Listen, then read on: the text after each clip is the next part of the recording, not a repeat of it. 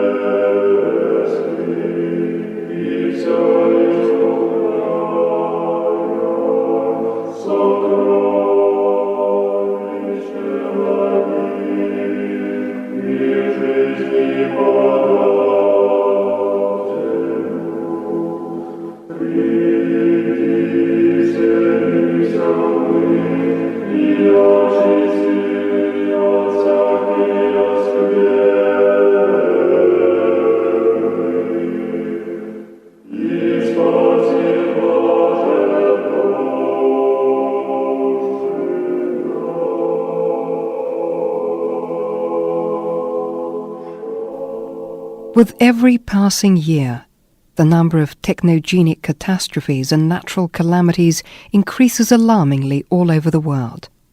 In fact, they have become something of a common occurrence, terrible as it sounds. Still, there is no way one can become used to them or accept them. It's a tremendous shock every time. Take the recent hurricane in the United States, the terrible aftermaths of which we here in Russia followed with consternation. So it's no wonder that among the Orthodox believers in our country there is an upsurge of truly apocalyptic sentiments, which were further whipped up by the recently published in Ukraine book by Orthodox clergyman Alexander Krasnov, entitled Spiritual Conversations and Edifications of Elder Anthony. The book became a bestseller here in Russia, filling many people with gloom, causing them to look with great anxiety at today's reality, and referring them yet again to the Apocalypse by St. John the Theologian.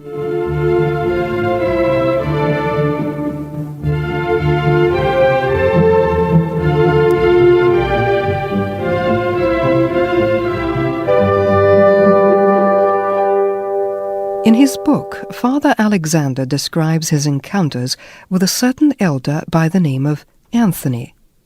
The Lord had endowed this zealot with two prophetic visions, which he in turn narrated to the clergyman not long before his own demise. Since these prophetic visions concern not only Russia, but the whole world, we felt obliged to acquaint you with them. Today we offer you a radio version of an excerpt from the aforementioned book by Father Alexander, where the elder Anthony speaks of his visions. Sometime in the early 1970s, during the Holy Liturgy, I witnessed my first vision. I see a huge crowd of people streaming forward as if drawn by some unseen force.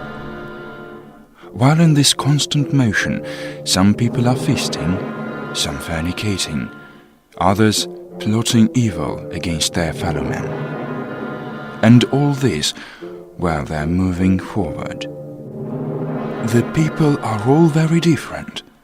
There are laymen, clergymen, the military, politicians, everyone. A greater part of the people are simply thrusting their way ahead with no concern for others, while a minor part are moving calmly. An awning abyss lies ahead, leading into hell. A majority of the people, upon reaching it, are plunged down. Moreover, not only the rich, but the people strained in means also hurtle down into hell. There are others who do not hurtle down, but descend slowly, only to be lifted up by certain luminous persons who help them across, while still others calmly cross, or better still, fly across the abyss, their feet not touching the ground. It was fearsome. There was not so much a moaning as a terrible howling coming from the abyss, coupled with a loathsome foetor. This was more than just a foul smell, but a stench augmented by feelings of terror and finality.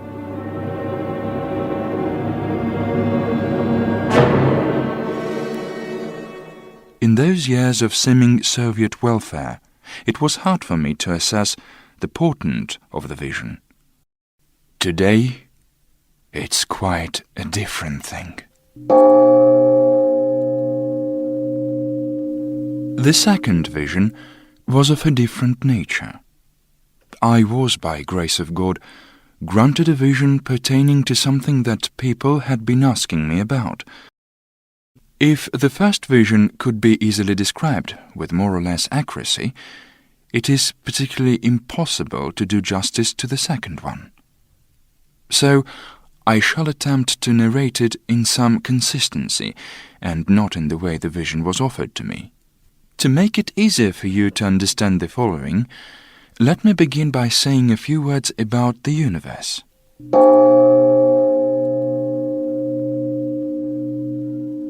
Lord created all living things in line with a very specific system, where the actions of even the minutest fragment of the universe impact the life of the entire universe.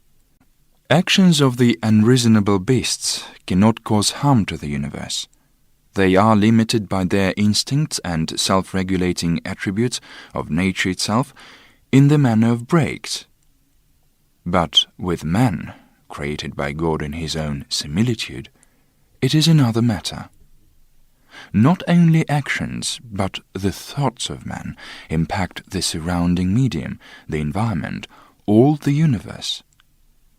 It was not the Lord that wiped off the face of the earth Sodom and Gomorrah, but sinful men. What I imply here is that all tragedies that strike man and nature are not consequences of the Lord's wrath, for he is all-merciful. These tragedies occur as a direct outcome of the detrimental actions of the mankind itself, led astray by the wiles of the devil.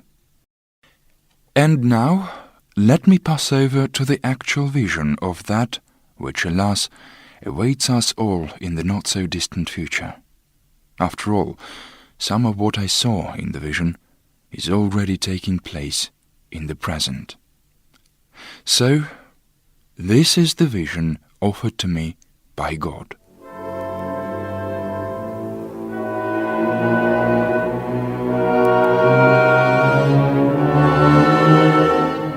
First of all manner of technical glitches.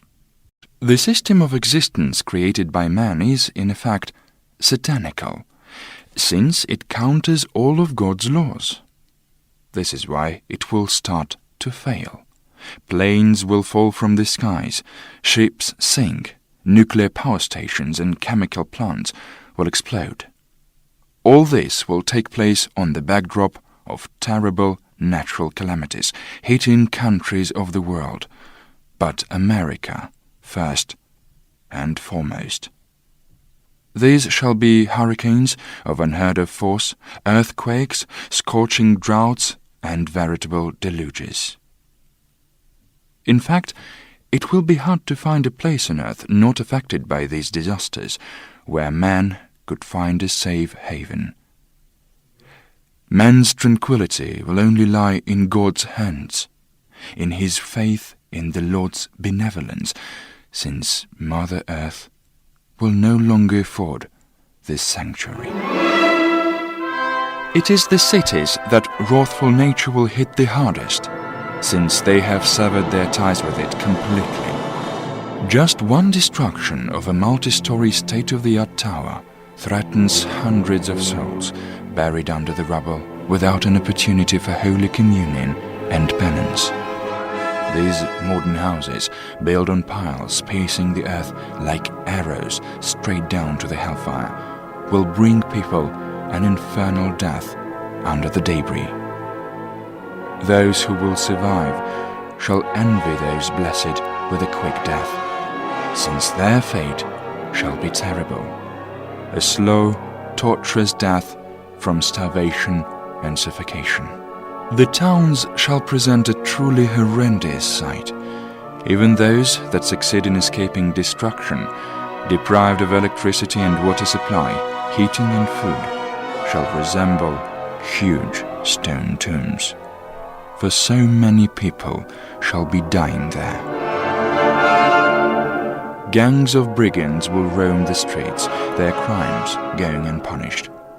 Even daytime will bring no peace or safety in the city, while at night people shall form large groups, seeking safety in numbers to survive until dawnbreak.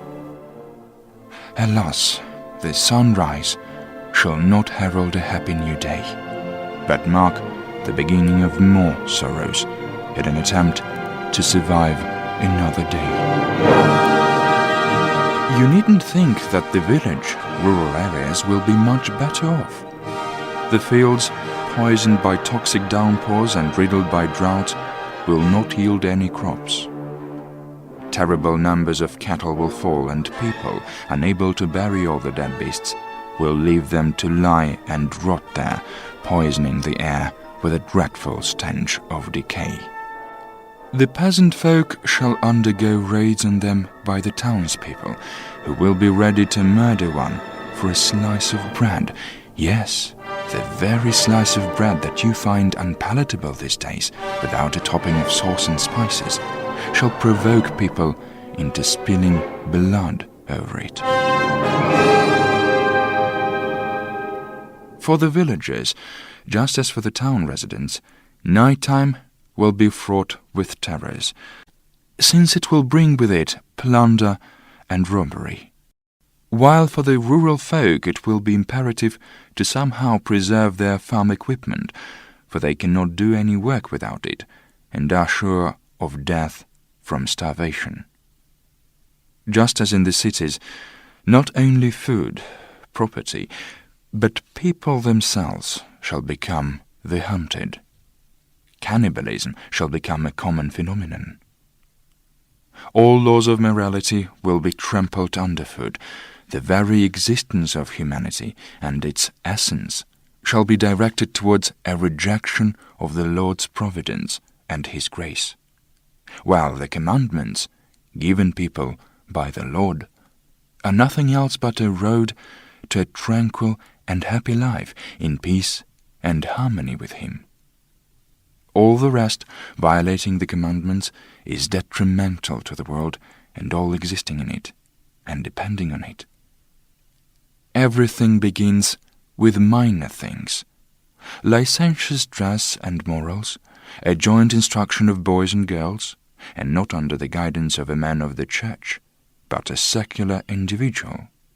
It is out of these minor things that the great, terrible ones stem. Many times Satan attempted to render moral degradation universal, pandemic, yet invariably came up against the formidable denunciation of the Church. For the spirits of the darkness, this is what they fear the most: denunciation. For it is when the light of truth is extinguished that the evil, devilish instigations are the most potent. The world is obscured by the gloom of overabundance of a dozen so-called developed countries, which the enemy of mankind has chosen to be instrumental in stupefying the whole world. The principal shock weapon here is the slogan of freedom. So much blood has been spilt in all the revolutions and coups, social and pseudo-religious manifestations, political and mystical strife, all laid at the altar of the demon of freedom. Yes, the one who rebelled against God and was thrown down, the vermin that attempted to appropriate the Lord's place. He is the principal seeker of freedom. His freedom is not the ability granted man by the Lord to seek perfection and virtue. His freedom is a yoke whereby man is deprived of the chance to choose between good and evil, leaving him but the possibility to march straight into hell. This is the freedom that shall reign.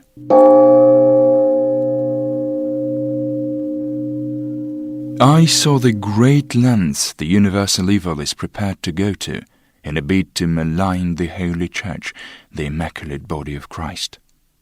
First of all, they shall sling abuse at it in all the papers, on the radio and TV. The Orthodox Church and Orthodox Christians shall be scoffed and ridiculed, as will be their rites, fasts, the Christian way of life, everything that was always the mainstay of the people's vitality. Thousands and thousands of destroyers of orthodoxy shall be infiltrated into the Church itself, among the clergy. Despite an overall outward piety, their spirit will be alien, anti-Christian, and the people shall turn away from the churches where these representatives of the clergy are predominant. So, the resurrected or newly built churches shall stand empty. However, the light of true sanctity shall continue to flicker, at least in some places. He who seeks shall find.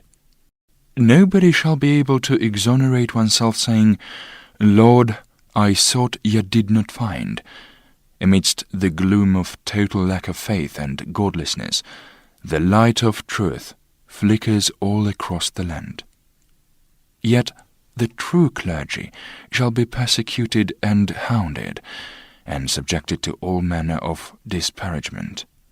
The demon's henchmen shall not stop short of murder if the Lord sees it fit for the pious to accept the halo of martyr. There shall be many of them, pious martyrs, of that time that heralds the end of the world.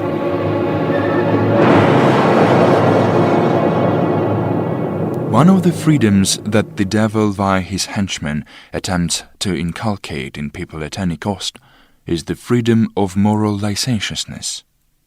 Alas, people have already accepted it and made it an inalienable part of contemporary life. Fornication is no longer branded as such, but perceived as sexual freedom.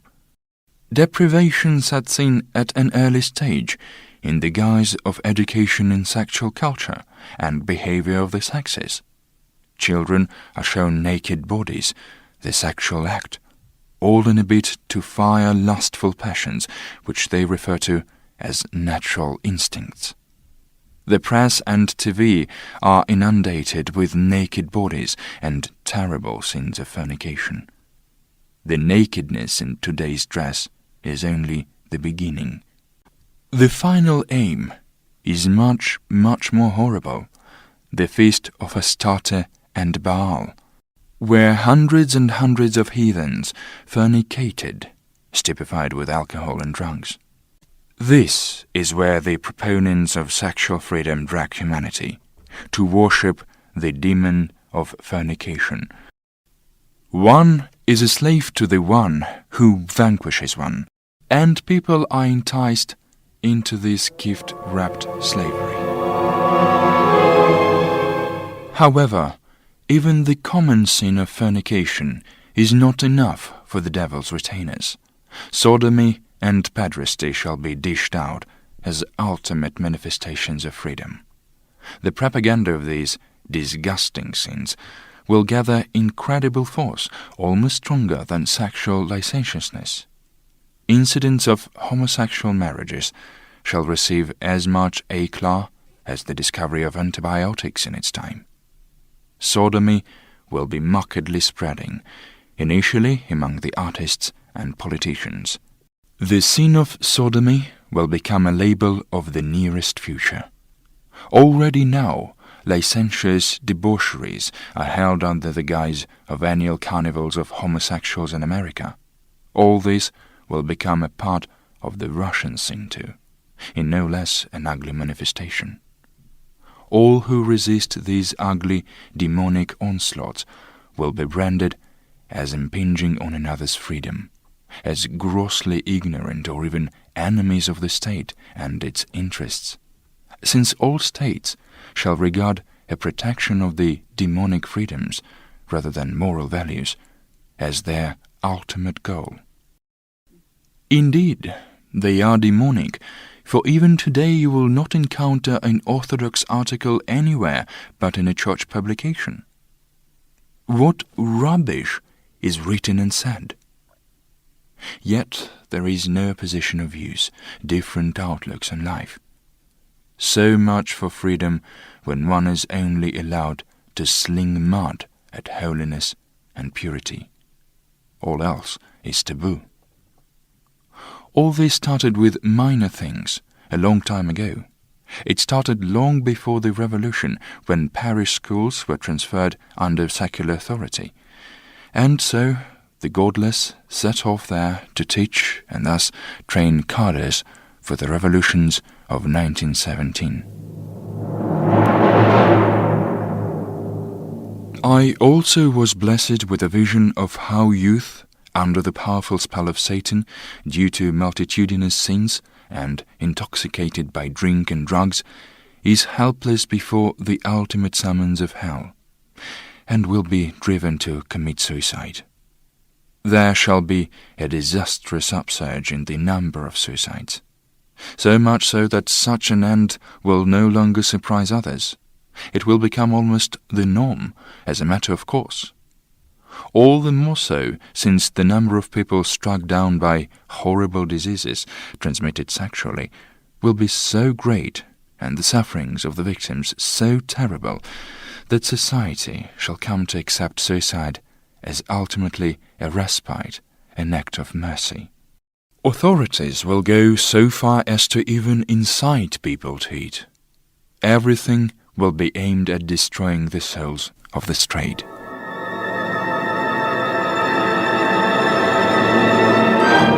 Another dreadful demonic trap will be inducing people to increment their earnings, seek wealth as an ultimate goal in life.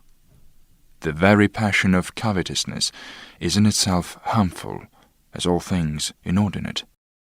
And inordinacy leads to destruction of nature. The second part of this trap lies in the manner of applying this wealth. What is today's money? A ghost, an illusion like all the devil's miracles. A greater part of the money is kept in banks or in stocks and bonds. These banks shall go bust, and people will be brought to their knees. This might happen in a blink of an eye. There have already been numerous successful rehearsals of this. And industry shall grind to a halt due to natural calamities and wars. So, what will man be left with? With a mass of useless things, on the accumulation of which he spent years of his life. Now he sees that their value is quite relative, even in the safe and happy world, and certainly they are worth nothing in a world of catastrophe and disaster. Now imagine that the power and water supply have been cut off. There is no heating. One will readily give all he has for a saw, an axe, a stove, while a precious few possess these things out of 100 or so. I know I have frightened you beyond measure with my narratives, but believe me, it is much more terrifying to see it all. What I saw is more ugly and disgusting than I could ever describe to you in words. However, I cannot tell all, for I must not instill depression and despondency in the present with my visions of the future.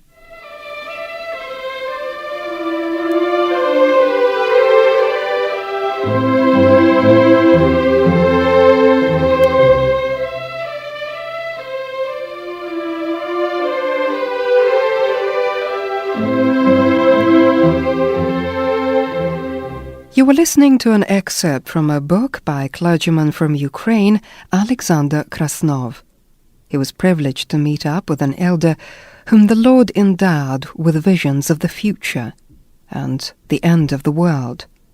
We hope that our narrative will not let you fall into despondency, but instead will inspire you to be ever more zealous in fulfilling the Lord's commandments. For there lies the road to salvation as promised by the Lord to all faithful Christians.